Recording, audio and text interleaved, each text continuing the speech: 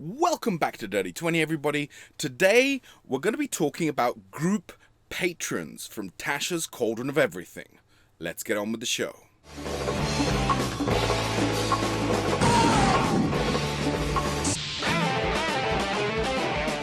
Welcome back, everyone. Today, we continue on our discussion of Tasha's Cauldron of Everything, the latest release from Wizards of the Coast. Some have called it a Player's Handbook 1.5 in a similar way that people said that about Xanathar's. It expands on character subclasses as well as some things for Dungeon Masters. And one of them is Chapter 2, page 83, Group Patrons. Now, any of you that have been watching this channel for a while know that I have a kind of particular sticking point with a lot of my campaigns, whether I'm a player or a dungeon master. And that is that people create very interesting characters with interesting backgrounds, but there is no real reason for these people to stay together. They all have goals and objectives that, the others might not be interested in pursuing. And so, for me, it's always been a struggle to try and create party cohesion. And I think that Wizards of the Coast have addressed this in 5th edition in this particular chapter of the book. So, let's take a look at it. Okay, so as we said, on page number 83 of Tasha's Cauldron of Everything, we have Chapter 2, Group Patrons. Okay, so it says, each adventuring group is bound together by the quests it embarks on and by the dangers its members face together. This chapter offers another way to bind your party together, a group patron. These patrons provide a strong binding element, an individual or an organization that unites a party as a team in service to a greater purpose.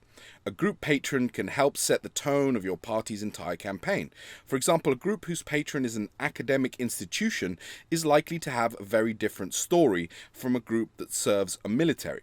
A patron can influence characters' relationships, their backstories, and the types of dangers they face. So, that is what patrons essentially are. But, what have they done to kind of give you a little bit of crunch? So, we have, for example, group assistants. Now, this is something that's interesting. Essentially, what it means is that as you are trained together and have been working together, each member of the party can grant advantage on an ability check, an attack roll, or a saving throw of another member of the party. To grant advantage in this way, a character and the chosen target must be able to see or hear each other, and neither can be incapacitated. And you can only do it like once a day. But still, I mean, it's a nice little thing that will probably be useful in terms of combat. But, again, a nice little thing that signifies that, you have been working with the party for a while now. And you know each other and you can help each other. Now, the other one that they come up with is perks. A group patron offers your party a number of perks for your service. These range from standard business arrangements such as a steady wage and access to staff facilities to extraordinary boons such as audiences with powerful figures or exceptions from certain laws. Specific perks are presented in the descriptions of each group patron. And I'm just going to jump ahead to the Academy.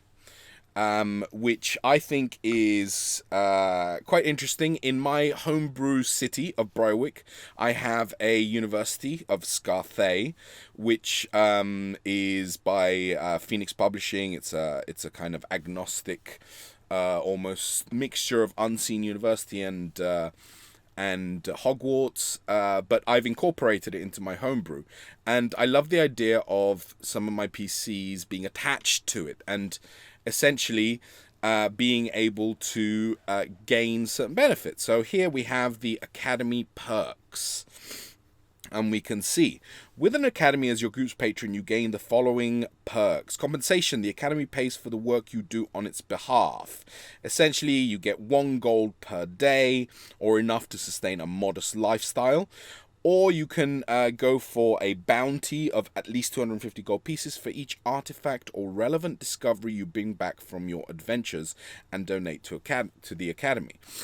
Very cool. Nice way of dealing with, well, you know, these guys are going to need money, and it's less a question of, looting bodies and finding gold in dungeons. It's nice that there's a steady income there. Documentation: each member of your group has identification denoting your affiliation with the academy. So essentially, this is a little bit like the background. If you take the scholar or sage background, you gain access to libraries and academic institutions and stuff. But there's a slight twist to this one, for example, which says such identification isn't always a boon, though. In a land frequently plundered by foreigners, your document could mark you as nothing more than aggrandized looters to some. So, the DM can use that to sometimes get people out of trouble by saying, hey, look, I've come from this organization or whatever. Or it can be like, oh, yeah, we know of you people. You people steal our stuff all the time. Research, this is nice. This connects to the downtime activity of doing research that is expanded on in the Player's Handbook and Xanathar's Guide. And essentially, you're able to delegate it, which is, again, a nice little thing if you use downtime, that you don't always have to be the ones, to find the information and stuff. Resources. Academies host libraries, museums, record repositories, and training facilities, and you can use them to further your work. You can call in a favor from a faculty member to access resources not available to the public, dangerous relic or magic items, spellbooks, gear, and the like. Additionally, you can consult with the faculty of your academy as the experts in various fields. Very handy. I think most campaigns tend to have some sort of NPC character that has lore, is able to explain things, identify items, stuff like that. It's nice that they've kind of codified it into the organization that binds you together. But it's nothing groundbreaking or anything like that. Training. Now, down here we have this section, training. Because you're associated with the academy, you receive a discount on any education you wish to pursue when you undergo training as a downtime activity. Again, referencing the Player's Handbook and Xanathar's Guide to Everything. So training in languages, musical instruments, and other tools are available at the DM's discretion. In addition, you can gain proficiency in the arcana, history, nature, or religion skills by this method as if you were learning a language. Very cool. I always think that training and improving your skills is something that, people want to do, especially in a long-term campaign. So I'm definitely all for that. So, going back to kind of the beginning, here they give you some example patrons. And they are described in more detail later on, as we saw with the academy. But just to give you a sense of the kind of things that you've got academy, ancient being, aristocrat, criminal syndicate, guild, military force, religious order, and sovereign. So some of these people are individuals, some of them are like governments, some of them are organizations, criminal or otherwise.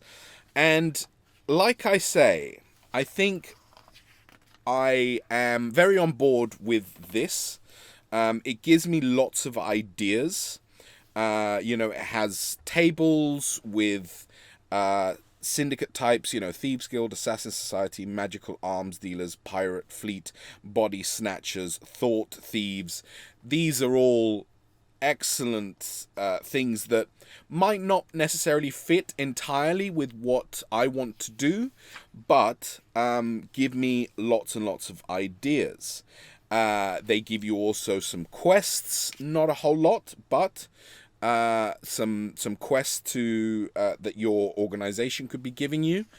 Also, member roles. So within a religious order or a military force, right, you have different roles and what each role is supposed to be doing, right? So it's nice to give structure to these things. And as I say, all of this makes me feel pretty good about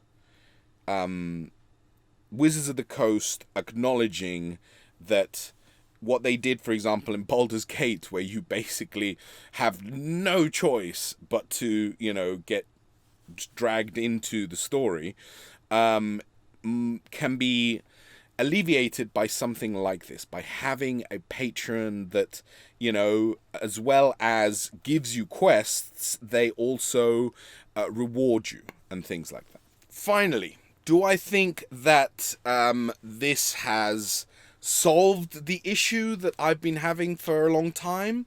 I'm not too sure.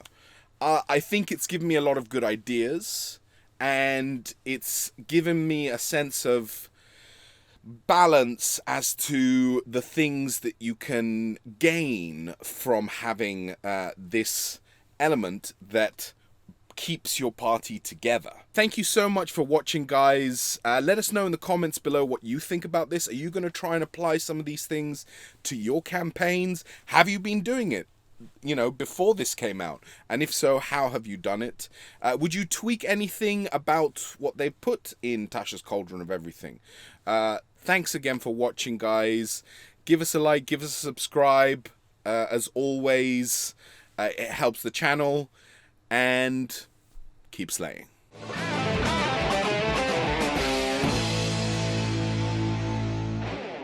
If you've enjoyed this content, then please smash that like button, subscribe, share this around online, and come and visit our website, www.lavictoriaproductions.com, to see all our past episodes, as well as our blog posts and all the stuff that we're currently working on at La Victoria Productions.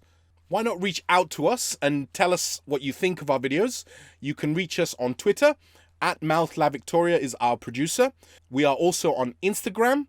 I am EnanoLVP, and our producer is Jazzy J. Shiro. We're also La Victoria Productions on Facebook and LinkedIn. Come on by and let us know what you think.